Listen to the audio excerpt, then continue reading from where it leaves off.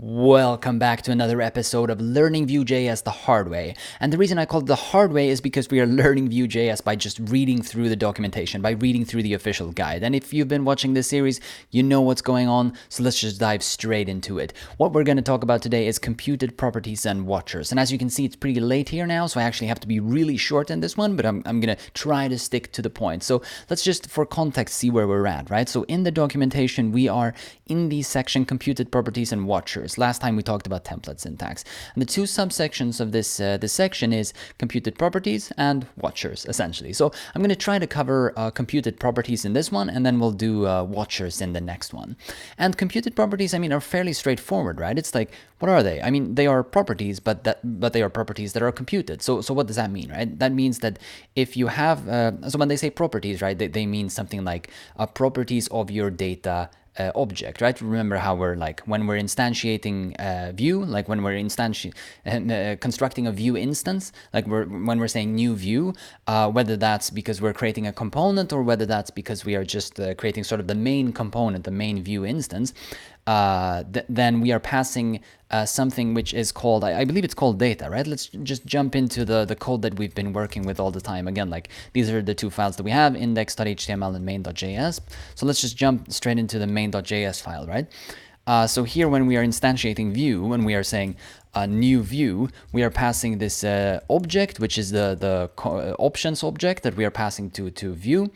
Or to our Vue instance, and then we are passing this data key, right? We're saying data is equal to, or under the key data there is some object, right? But what we're doing now is just that we're saying data : data. So we're passing in this variable that we've called the data that we've declared up here, right? So I've just done that for the sake of simplicity, right? To make this instantiation of the Vue instance perhaps easier to read. Maybe it's actually a bit more confusing, but let's maybe keep that for now, I guess. Actually, let's just extract that immediately, right? I don't necessarily think that this is simpler to read. So what we would do is something just like this. Let's just move the data in here so that we can see what's going on, like so. I mean, I think we did that at some point because we wanted to sort of explore whether Vue is mutating our existing variables, or whether they are sort of copying our objects, whether they are sort of cloning our objects. So now maybe this is a bit more clear, right? We have the, whoops, let me remove some of these empty lines. So we have the Vue instance here, and to the Vue instance we're passing three properties. We're passing the property L, the property data, and the property methods. And data is an object, and methods is an object. Now So let's then talk about computed okay, sorry. So what I wanted to say is that properties, when they say just properties, then they mean properties in our data object, right? So fruit here is a property, and fruits is a property. So fruits is pointing to an array, and fruit is just a string. And the point with computed properties is that you might have something that depends on other properties. So let's say the number of fruits that we currently have in our array of fruits, right? Or I mean, if this was a to-do application, or I mean, I've kind of expressed the visuals of this as that it's, or the semantics of this as if that it's a shopping cart. So if we go to index.html, and if I open up this file in a browser, I'll maybe make the font size a bit bigger. Oh, actually, wait, is there an error? I think I messed something up when copying. It's very good that we did this, right? Unexpected identifier, line 17. Sorry, let me make that text a bit bigger as well. So I actually messed something up in the main.js file when copying over, and I'm probably just missing a comma here. Okay, so let's save that and let's refresh. Okay, so no syntax errors now. Let's remove the console and let's just keep going here, right? So this application works as we had before. We have this list of fruits. We have this text field where we can enter a fruit, and maybe you could view this as a shopping cart or a to-do list, or I mean, whatever, right? But anyway, so my point is that we have some number of items here in the list, and maybe we could maybe we would want to display the number of items that we have on screen. So what we can do is, I think we could, this we know from last time as well, right? If we just quickly jump back to the template syntax, you can see that we have interpolations, and they said that we can perform some basic HTML, we can actually use some basic JavaScript expressions in our templates. So I guess what we could do is we could do something like this. Like, let's add a p tag. Notice that I'm adding this p tag just above the list, and then let's say maybe something like items colon, or maybe I should say fruits, number of fruits, or let's say fruit count. Oh, sorry, this doesn't matter. Fruit count. And then this sort of mustache syntax, and then we'll add a JavaScript expression, which is, well, the array is called fruits, so I guess we just have to ask for length. And then let's close that tag. What if I refresh here? That actually works, right? Fruit count is 3. And then if I add another fruit, you can see it updates, right? So that expression is evaluating. Now, this is done inline in the template now, but we could have done it in the as a computed property. We could have also done it as a method, right? We could have said maybe something like this. I think we've looked at that before as well. It's like count. Let's say count fruits, or yeah. Let's say count fruits. Count fruits. I guess I have to do it like that, right? I have to invoke the method. And then we define another method in our sort of methods object that's being passed to the Vue. That's part of the options object that's being passed to the Vue instance. And if I then add, what did I call the method? Count fruits, right? So let me just say fruit count. Sorry, that's a bit, yeah, or whatever. Count fruits, or let's say num fruits. Is a function, and we'll just return this.fruits.length. I guess this would work, right? If we go then to index.html, and instead of count fruits, we would call it num fruits is what I call it, right? Yes, this would work as well. I'm not sure if I should invoke it or not. So then fruit count is equal to num fruits. It seems to work the first time, but of course if yeah, okay, so it does work every time we add another fruit. And I assume that would be because every time there's a change, this method would be reevaluated. And now we're sort of getting into the differences between these different things, right? So a method is probably evaluated every time, and a computed property is not.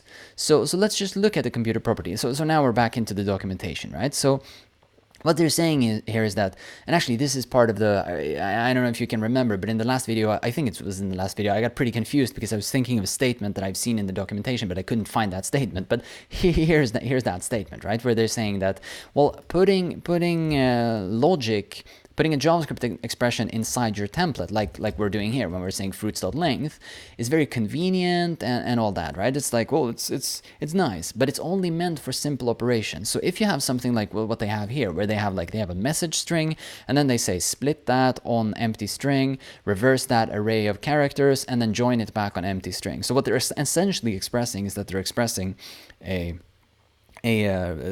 reversal of the string. So if you have hello, then you get hello backwards. It's silly of me to choose a word which was not intuitively, or I mean, it was not trivial for me to reverse the word in my head. But anyways, and so I mean, it's some keywords here. They're saying it might be bloated and hard to maintain if you do this in multiple places, right? And also, your template is no longer simple, and it's they're saying no longer declarative. I'm not sure if I would say it's no longer. Okay, I mean, yeah. This is a question of definitions. Let's declarative. Sorry, let's just see what's the definition of declarative actually. Like, yeah, let's do it as declarative programming. So just one quick side note. I mean, this feels pretty important. Yeah, so that expresses the logic of computation. Sorry, wait. Sheesh, I have something in my eye. Anyways, let's try to keep going. So, expresses the logic of a computation without describing its control flow.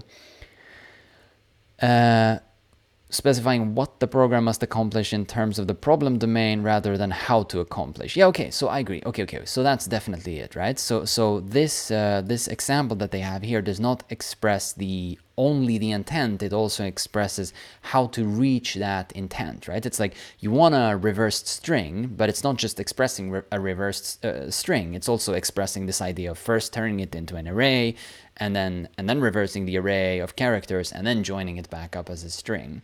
And that's sort of an implementation detail where there could be multiple implementations of reversing a string.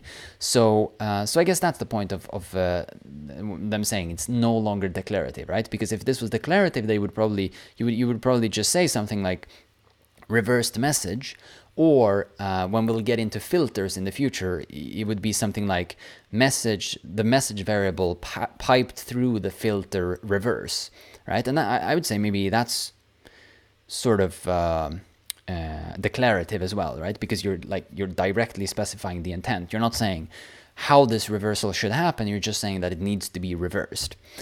But I mean, I guess that's sort of a floating scale. If somebody has a more strong opinion on strictly how to think about declarative, please do shoot something in the comments. That'd be interesting. Anyways, they're saying that there are lots of scenarios where you should not do this sort of put expressions inside your templates, but rather look at either computed properties. I'm sort of, they're not saying this, but I'm assuming that that's the point, right? Computed properties, watchers, methods, or filters, right? Some of these, or one of these is probably more suitable than expressing your expression inline in a template. But which one is more suitable depends on your scenario. But yeah, I mean, as they're saying, it's intended for very simple things. I would assume that in our case, when we just want to do fruits.length, probably that's fine, right? It's like, it's just so simple, right? It's like we have something that can report its length. So I would keep that in the template, right? Of course, now we're not gonna, right? Now we're gonna look at computed properties and we're gonna look at watchers using this example. But just to, like, if you want to think about something more complex, you could think about something like, well, let's say, yeah, but actually maybe that's too, no, but yeah, something like this, right? So if this, now, I mean, it's a bit silly because when we add stuff, we always add one piece of the thing that we're adding. But it seems that our list is sort of implying that sometimes you can have more pieces. So it's like you have 2 pieces of apple here, 10 pieces of pear, and then 4 pieces of banana. So maybe this counting thing is not just about counting the length of the array. Yeah. So actually, this is not a fruit count. It's more like it's more like a list count. It's like an item count. Let's say entry, right? Entry count, because so the entry count here is 3, but the fruit count here is actually like 16.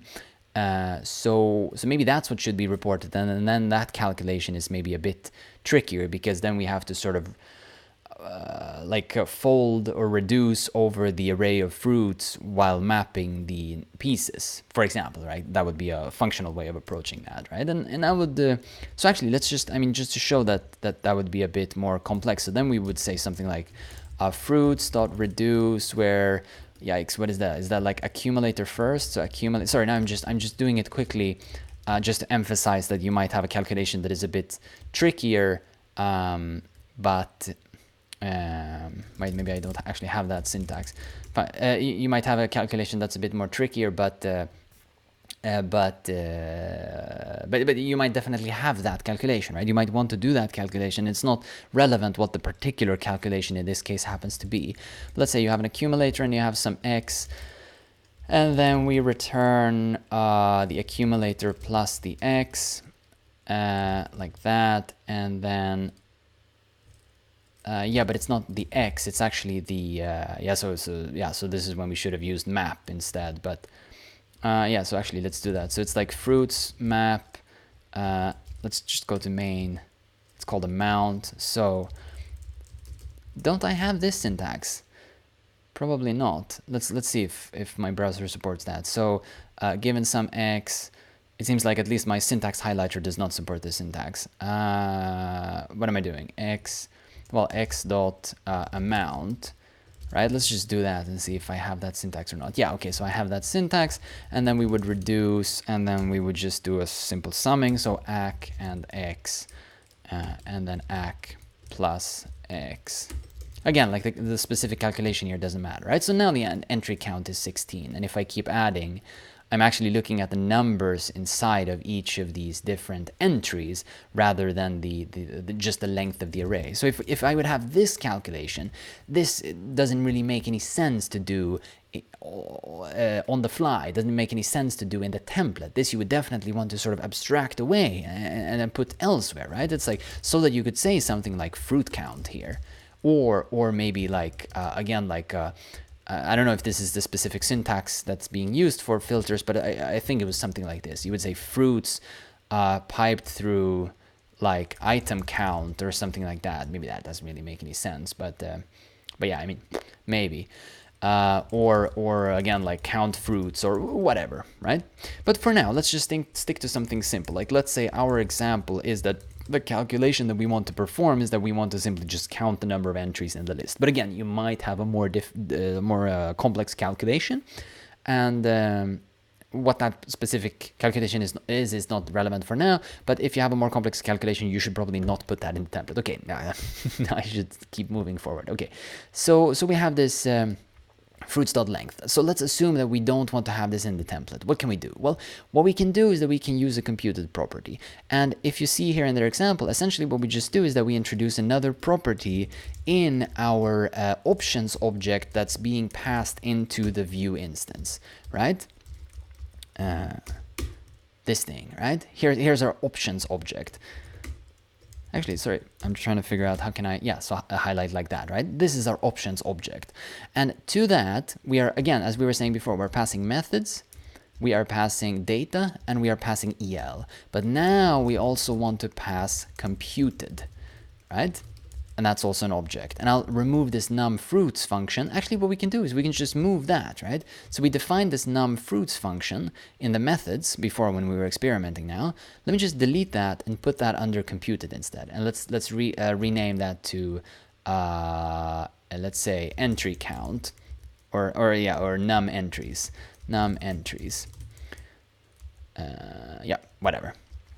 And then that does the same thing. We just return this.fruits.length, right? So I would guess that sort of works, right? We just move the implementation. And then instead of inlining this fruits.length here, we can now simply ask for entry count, or num entries. Num entries, was that what we called it? Yes, num entries, right? Let's just run that and see if that works. That actually works. We have 3. But of course, okay, is it reactive, right? Let's add stuff. It's reactive. It works. Super cool. Okay. So what is the difference? Well, the difference is as they are pointing out down somewhere here, doobie, just like a normal la. Computing here, computed caching. Anyways, computed properties versus methods. Computed properties are cached. I assume they would want to say computed properties versus methods, not computed caching versus methods. But anyways, so computed properties are cached. And that means that if they don't have to be reevaluated, then they don't have to be reevaluated. So if the things that it's built from hasn't changed, then the computed property, so a computed property is computed from some other properties, right? It's a function that's computed by that's computed on the basis of other properties. And if the underlying properties from which this computed property have not changed, whatever, then the computed property will not change. I should say, will not have to be recomputed, because of course it has not changed if the underlying parts have not changed, right? It's like here we are saying that the computed property num entries is this.fruits.length. So if fruits haven't changed, then of course num entries won't have to change, because num entries is just the length of fruits. But if fruits haven't changed, then clearly the number of entries can't have changed, right? Like there's nothing to report. There's nothing new. So let's do something like this. Let's say that we console log. Let's just say I'll just say method random so it's easier to see in the. Actually, let's just say changed. Let's say so we're console logging the string changed to the console whenever we are calling the function num entries. Right? Let me just refresh this and you'll see what I mean. So entry count is now 3. they've called changed here, right? So one time we've called this function num entries, and so the computed property, the getter of the computed property, I mean, this will be turned into a getter, I believe. The function for num entries has been invoked a single time. Now, what if I add a property? I'll say add. Okay, it's changed again. We can see again here in the console, we get this message change. If I add another one, you see it increments to 2 here, right? It's been called again, and so forth. As I keep clicking, it's changed. What if we do this? What if we take this num entries, or sorry, maybe what I should do is this. If I change this thing, the text here that says orange, if I change this to apple, right? Notice how we're not incrementing the number of changes, or I mean, as in like the console is not printing the message changed because the function num entries was not invoked, because there's no need to invoke that, because the property that the computed property num entries depends on, like, think about it, num entries is like an observer that observes a different observable. It's like an observer because it needs to be an observer, or it needs to be an observable because it's, yeah, sorry, did I say that right? It's like an observable that observes another observable. That's what I wanted to say, right? It's an observable because because it's displayed here, right, in the template. Then we need to be able to observe num entries, so it needs then to be an observable. But it's also observing, because it's observing the things that it needs in order to update its own state, right? It needs to observe the things that are the constituent parts, the parts that it needs in order to compute its own value, right? The things that make it a computed property. In our case, just fruits. So, but because this field refers to the variable or the model entry, the model property fruit, well, it doesn't observe that. It doesn't depend on that. So then, of course, it doesn't need to change. We don't need to invoke this method again because it's obviously not depending on that. It's not observing that. So if I change that to apple, notice how if I do add, now we get another entry here, right? Now it's changing again. But obviously this was, I mean, actually, we can't say that obviously it was it's like there was some reactive portion when I just changed the text here from just interacting with this application, because we might have done this in a multiple different ways. But we do know that Vue is being reactive or is reacting to changes of text inside of this template, because if I look at index.html, you can see that we have two-way bound. Wait, have I? vmodel fruit. Yes, exactly. We've two-way bound fruit because we didn't use vbind here. We used vmodel, so then it's two-way bound. So whenever I'm updating something in this text box, there is actually a change to the data model. Now, what would be interesting? Let's try this out. If I move num entries now back to a method, okay, I'll save that and I'll refresh. I guess this should just work. No. What did I... Wait. Why? Didn't we just have this now? Num entries, entry count. Let's go to index. Num entries. Yeah, okay, sorry, num entries. Because now num entries is a method. Sorry, so now I actually need to invoke it, like this, right? I actually need to invoke the method in the template. So think about that, right? When you have a computed property, that computed property is sort of exposed as a property. It's exposed with a getter. So then you just access the property like this without sort of having parentheses, because you're not invoking a method. But when you're exposing a method, then that's a method. So you need to invoke that as a function, right? You just use sort of invocation syntax with functions, and then you could pass things here. You could pass arguments to that method if you wanted to. But of course, we have to invoke it. So if I just refresh it now, you can see that it works.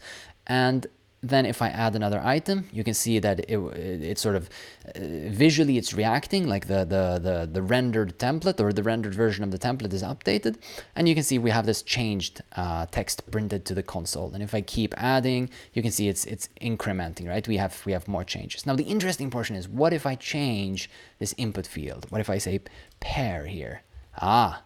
Right? Did you notice?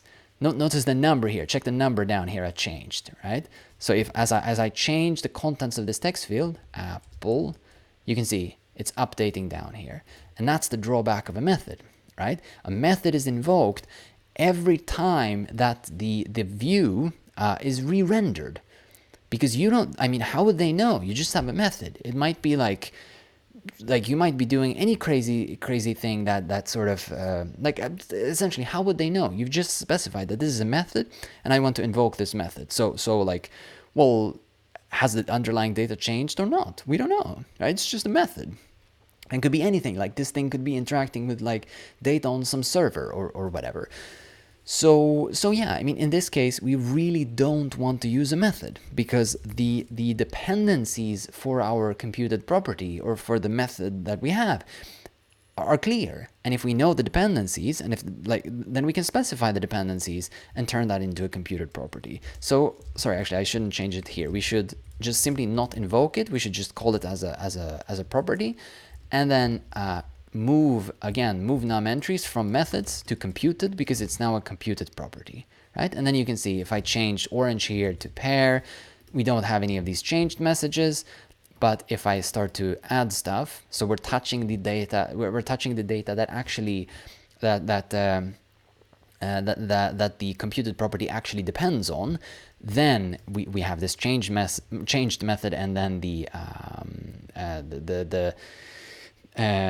function is the function is actually invoked, right? And so this is especially important. I think they're pointing it out somewhere here that this is of course especially important if you have an expensive calculation. So if you have an expensive calculation, don't use a method. Definitely use a computed property. I would even maybe say something like that, like sort of what I said. Like if the dependencies of your let's call it computed property is clear, or like if the dependencies are clear, like if it's trivial to express the dependencies, then like maybe I should put it a different way. If the thing that you're expressing is actually something that depends on local data, then express it as something that depends on local data. Like there's no point to express it as a method, because that thing will inevitably be, not inevitably, but most probably be less efficient, right? Because you'll invoke it every time. Maybe it's not. Like, I mean, there's maybe some overhead to the whole reactivity system, and then maybe it's not obvious that in our case, maybe it wouldn't be more efficient because we're doing such a trivial calculation. But and then the overhead of setting up the observers and all that stuff maybe is more expensive than actually just redoing the calculation every time. But as a general rule, I would just say, like, if you can express it as a computer property, express it as a computer property for sure. So let me leave you here, and I'll just let the cat in, and then we'll be back in 2 moments.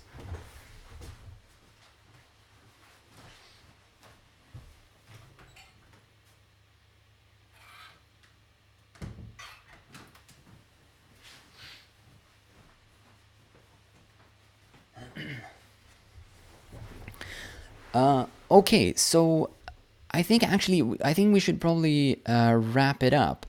They also have some more examples here of how they're saying that, of course, since it's cached, you need to think twice about things such as, let's say, well, I mean, they're using an example of date now, but of course we could use, for example, math.random, right? So let's say that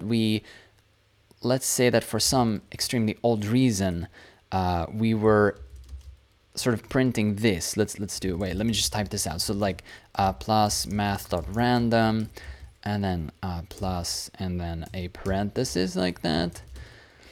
So let's just look at that, right? If I run this, you can see here, so entry count, and then we have the normal entry count, but now every time I run it, we have a random variable, right?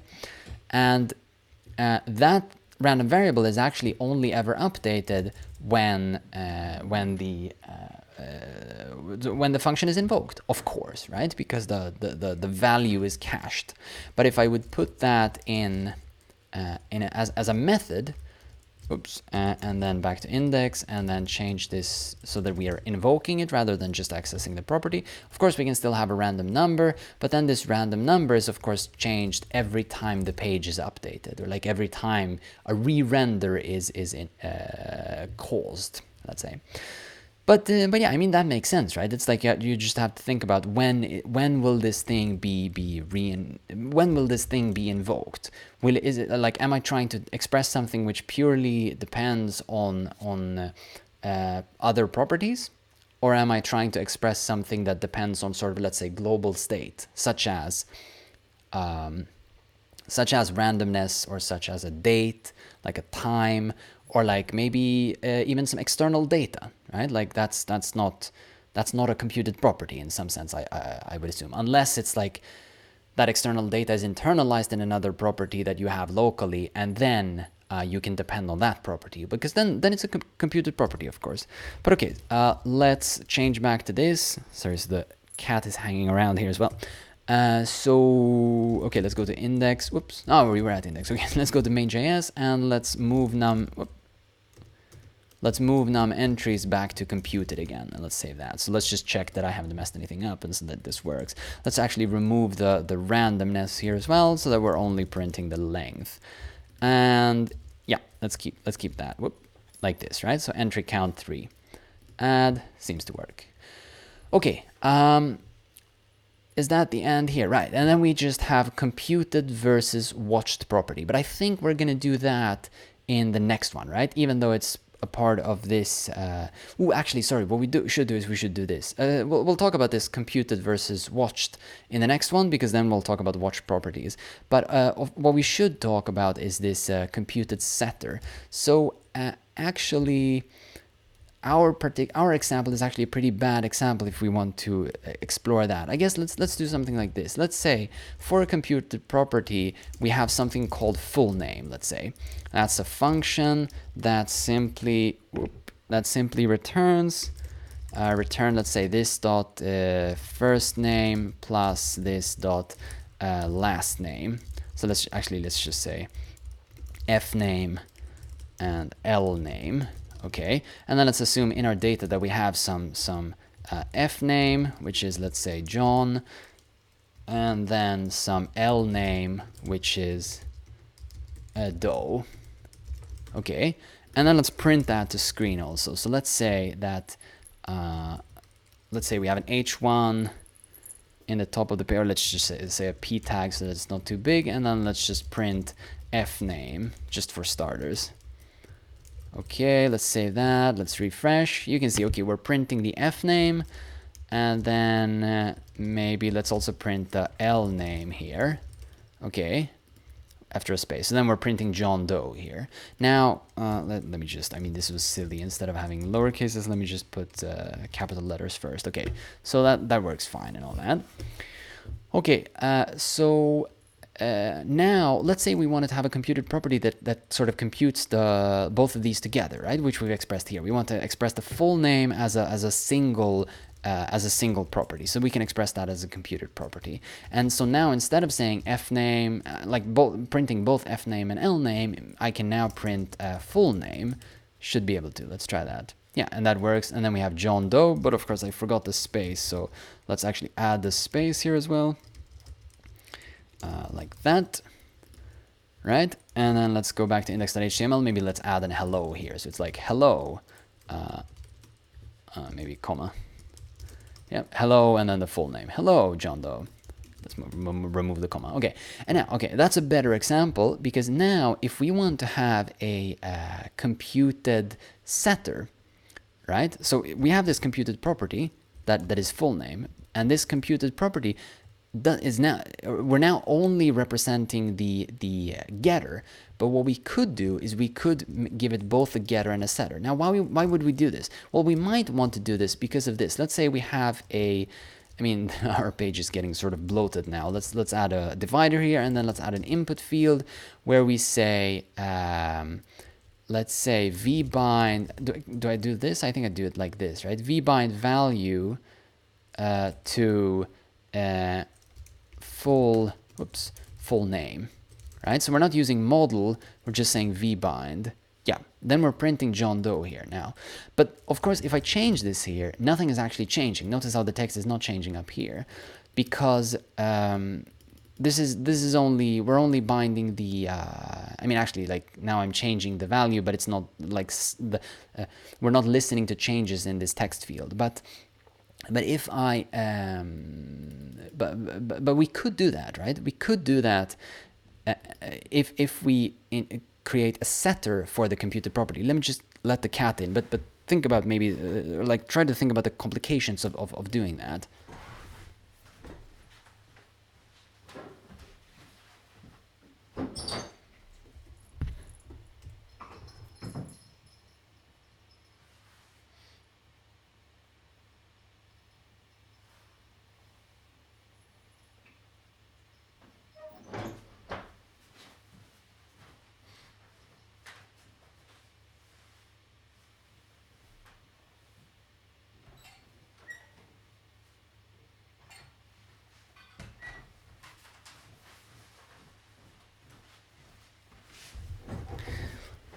Okay, so hopefully you can see the issue, right? Because like, if a setter for a computed property is not as trivial, because if you think about our computed property, the first name last name thing, or the full name I should say, then that thing like is comprised of two constituent parts. So if we provide a single if we have a single input field and want to treat this as a setter for two variables, then we have to sort of split this variable into its two constituent parts. But that's totally fine. Like, we can express that as a computed property. So instead now of expressing full name as a function, we have to pass an object and say that the getter is a function. I think it's like, do we say get or do we say getter? Let's just check that out. So we say, yeah, we say get and then we say set, right?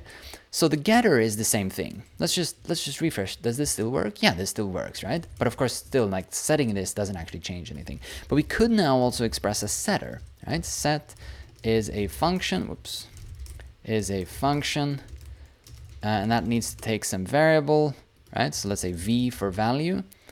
And yeah, let's think about how to do this. I need to let the cat in again, sorry.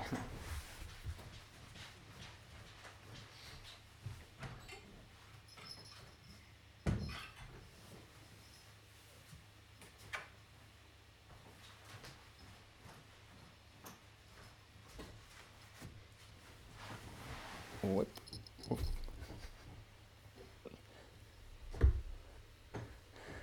Okay. So sorry, cat shenanigans. So I think their example is actually, yeah, full name. Okay, sorry, their example is actually exactly the same as ours, right? So if you were having a look at this, you can see what our implementation needs to be. But notice here, of course, that they're not sort of, in the setter, they're setting two different properties, right? They're computing the different pieces, and then they're setting the different properties on the data model, right? Because that's what a setter needs to do. It needs to compute, like, if it's a computed property, then it depends on something else. So then it needs to reverse that computation. It needs to do the inverse of that computation and then set the value to all the constituent parts. So like, full name is an aggregation of first name and last name, right? So when we have first name and last name, it's trivial to compute the aggregation. We just sort of concatenate the two with a space.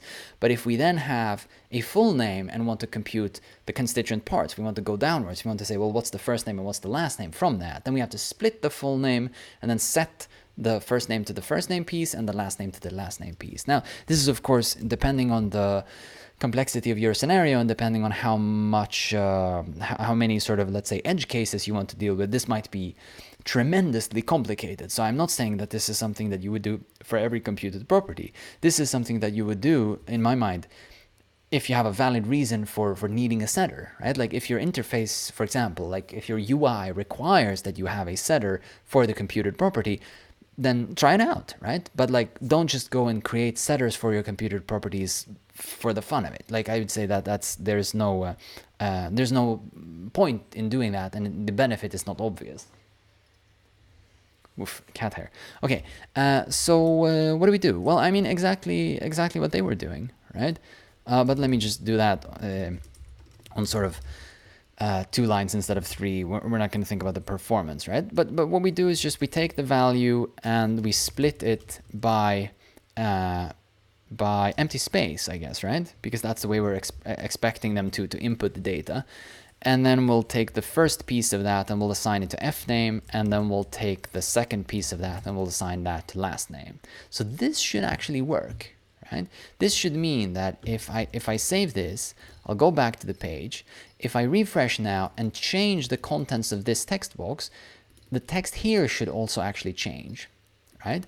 Let me just to make that a bit more explicit, let me also print this. Let me say, let's print the first name separately, and then the last name as well. So last and then L name, right? Let's print those as well. So let me now refresh. Then you can see we have hello John Doe. First is John and last is Doe. Okay, and then if we now change the contents here, let's say Doe. Oh no, it didn't work. Oh, sorry, of course it doesn't work because we've v-bound to value. What we need to do now is that we need to say that this is a v model for full name. So we're saying that this is a two-way data binding, and this we've talked about in previous episodes. Let me refresh this and try again. If we now change it to Doe, yes, okay, it works, right? We get hello John Doe. So the computed properties getter is now based on the two constituent parts where the last name has changed. And the first is still the same, and the last is still, or is now Doe, right? Is now the updated name. So let's change this for Jane, right? You can see we're now changing only the first name. Of course, this is a bit tricky. This is what I said before, right? It's like if I remove Jane now completely, then like the last name is undefined, and Doe is now the first name. So, and yeah, you can see it just sort of immediately updated this thing here as well. So that's like, you have to be a bit careful. If I just remove everything, I assume I get undefined. Yeah, hello, undefined. No, actually, yeah, of course I get undefined. But yeah, so it's a bit tricky. And of course, like you could put a bunch of strange stuff here and yeah, you know. But, oops, yeah, it's actually pretty difficult to interact with. Haha, yeah, exactly. So yeah. Probably don't do this, man. it's like, because as soon as if I highlight everything and start to type something, then that will sort of trigger the re-rendering or the recomputation or the re-rendering of the view, and so the recomputation of all of the computed properties. So I'm like, they're assuming I'm setting it to empty string, which means I get undefined, but then I can't keep typing because then I get thrown into undefined, but whatever. So I have to do something like this. But anyways, I mean that this is totally unrelated. But you can see you can do this, right? So you can have setters for computed properties. So I really need to wrap this up now, but I think you can see how this is actually pretty powerful, and you can use that in quite a few scenarios to sort of simplify things, because then you don't always have to change the constituent parts. You can sometimes change the aggregate instead, if that's simpler. So yeah, I think the last thing I would probably want to mention is that just before hitting record on this, I got totally confused because I started to think about like, how in the world is it possible for Vue to take something like, let's go to main.js here, right? To take something like this getter, right? This getter of full name. Actually, maybe let's go back to, no, but let's keep full name, but let's go here and remove the explicit first and last prints, right? Let's just have this, okay. And then maybe let's say name here. Oops. P name colon P. Maybe that should actually be a label, but whatever. This is not. Yeah. So we're not focusing on HTML in this one. But anyways, maybe that should actually be full name. Yeah. Okay. So name implies full name. Anyways. Okay. Well, what I was trying to say is that if we go to main.js and look at this getter here, return this.fname plus empty string plus this.lastname. Somehow, right? Somehow the creators of Vue have figured out how to look at this particular function and determine that this particular function, in order to be able to react to updates, need to observe first name and last name. Now, if you think about that for a moment, that's actually not trivial. It's actually not trivial, right? Because this looks like any old JavaScript function. Like there's nothing strange about this JavaScript function. It's just that you happen to be referring to getters and setters. And so immediately, like spontaneously, I thought, well, maybe what they're doing is that they're just looking at this as a string, and then they're sort of parsing it, and then they're trying to figure out when you're referring to different properties. But immediately, I just thought like that would be catastrophically unstable. Like there are so many different scenarios that you wouldn't be able to catch if you do that. Like there's all kinds of complications. Like even this thing, for example, right? Like just using this kind of accessor instead, like using a I guess you could call it bracket notation or something like that, like dictionary lookup. Or even something like, let's say you're building up the key using a variable, right? So it's like f plus oops, now I'm just inlining, but whatever, right? Like f plus name or something like that. Like, well, then they need to handle that scenario as well, and like quickly it just becomes completely unmanageable and an unreasonable solution. So that's definitely not what they're doing, right? So I dove into the source code and I tried to find this and like looked into a few different places, and I'm thinking hopefully maybe we'll look at this at different parts of the source code in future videos. Let me know in the comments if you think that would be interesting. We're not going to do it now in the interest of time because I can't do it now, but the way I understood it, right, from looking at different parts, it seems that what the assumption is that an expression like this will only ever globally in a Vue application be evaluated like one at a time, right? So at any given moment in time, there can only ever be one of these expressions that are being evaluated. So what they're doing is that when the computed property is being getted, right? When you call the getter on your computed property for the first time, then the getters of their let's think about this the getters of their observables will always report who they are. Something, I'm saying this sort of loosely, will report who they are to whoever is globally interested in figuring out what the dependencies are for this expression, right? So I understand if that doesn't really make any sense. I just want to like give you some idea of how this is possible to do. And I think actually this is like they have to do the same thing when they figure out the dependencies for different expressions in the template. I think they have to do that as well, right? So it's like they're saying that this is a getter, and then they register this particular getter as the one that's interested in knowing what all the dependencies are for, in other words, which are the different observables that I need to observe in order to know when to recompute this expression. So they're sort of registering that, okay, this is the thing that's interested currently, globally, right? And then they compute that expression, like they actually invoke that expression. But because all of the reactive parts of that, like fname and lname, like those are reactive properties. Those are getters and setters. Since we're accessing them via getters, that means that they can put arbitrary code there because they've defined the getter. And that arbitrary code will tell whoever was globally listening for whoever the dependencies are what the dependency is, right? They will tell, well, I am fname. Here's the observable that you need to observe in order to update, or in order to know whenever you need to recompute whatever you are computing right now. So like from the perspective of fname, that won't know that lname is also included in this calculation. And from the perspective of lname, that thing won't know that fname is also included in the calculation. But they'll just sort of put themselves into a set of different observables that are relevant for the expression that's currently being computed, right?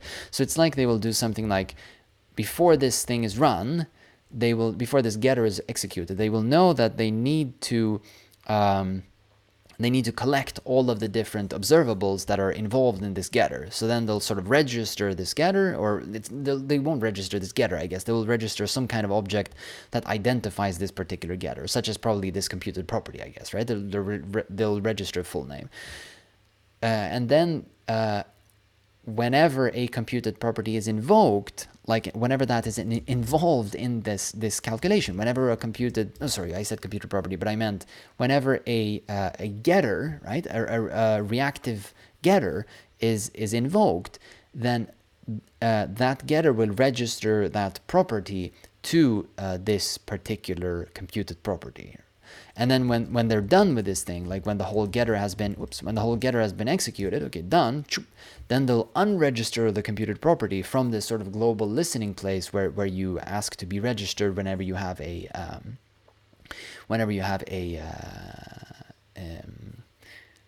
well, I got a bit off track, but it's like they will unregister this computed property so that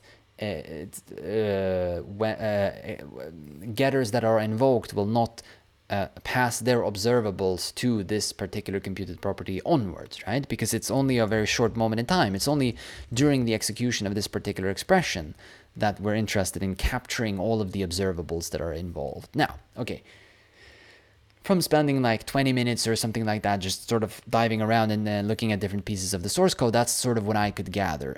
If you think I'm wrong, I'd be super glad to hear that, right? Because it might be that I'm completely wrong. I was a bit surprised to see that they had this sort of global approach, but I assume this works because Node is a single thread, right? It's like just one process, right? So you can actually deal with the global. And again, like whenever you hear globals, you just sort of immediately go, woo, like I just immediately become a bit nervous, and I'm like, whoa, but I wonder about this scenario, I wonder about this, like is it really safe?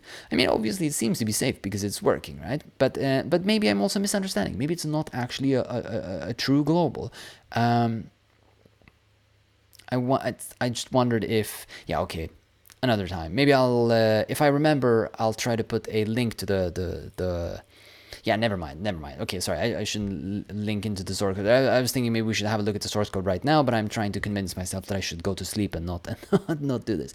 But search for computed in the source code, and eventually you will you'll probably find what I'm talking about. And again, if you have a different analysis of what's going on, please do let me know. That'd be super interesting to hear. Let's drop this now. That was just some introduction into how they are even possible to figure out what they need to depend on. Now, that problem doesn't really exist the next thing we're going to talk about is watchers, because watchers explicitly specify their dependencies. But when you have computed properties, you're just expressing the function, and then Vue has to determine the dependencies on the basis of that function. And that's, of course, a much harder problem. Anyways, I hope you now know how to use computed properties, and I hope you now have some idea of when to use computed properties. Thanks a ton for watching. Remember to subscribe so that you won't miss the upcoming videos. Hit that like button if you appreciate the video, and I will see you in the next video. Thanks for watching.